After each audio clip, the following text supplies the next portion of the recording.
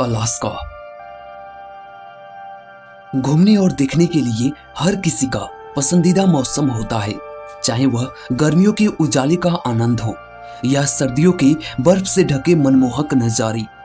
हालांकि अलास्का एक ऐसी भूमि है जिसकी सुंदरता अछूती है और जो सिनेमैटिक दृश्यों से परिपूर्ण है।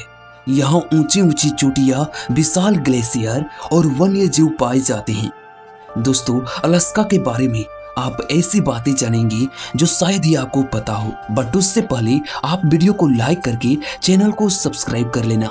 अगर आपको कभी प्रकृति की शक्तियों का एहसास करना हो तो एक 5 मंजिला बर्फ का टुकड़ा ग्लेशियर से टूटकर नीचे समुद्र में गिरते हुए देखिए। जरा सोचिए, 20 बाल के आकार के ग्लेशियर का बर्फ का टुकड़ा लगभग आधा पाउंड का होता है, तो आप कल्पना कर सकते हैं कि बर्फ की पूरी दीवार की टूटने का भार और प्रभाव कितना जबरदस्त होगा। पहाड़ों, ग्लेशियरों और दरारों के विशाल सागर के ऊपर से उड़ान भरना एक सुपरनेचुरल अनुभव होता है। विमान या हेलीकॉप्टर की गर्माहट और आराम में बैठे हुए आप उन चोटियों और ग्लेशियर संरचनाओं को देखेंगे जिन पर कभी किसी इंसान का पैर नहीं पड़ा, तो आपको ऐसा महसूस होगा जैसा तुमने स्वर्ग का नजारा देखा हो। अगर आप कभी अलास्का के किसी पहाड़ पर चढ़े, किसी ग्रामीण मार्ग पर गाड़ी चलाए या किसी खुली हवा घाटी में पैदल यात्रा करें, तो आपको वह एहसास होगा जिसे हम अलास्का फैक्टर कहते हैं। अगर आप एक दिन में 10 लाख एकड़ जमीन भी तय कर ले, तो भी पूरे अलास्का को देखने में 1 साल से ज्यादा समय लगेगा। अलास्का की नदियों में कुछ अनोखी ही खूबसूरती है।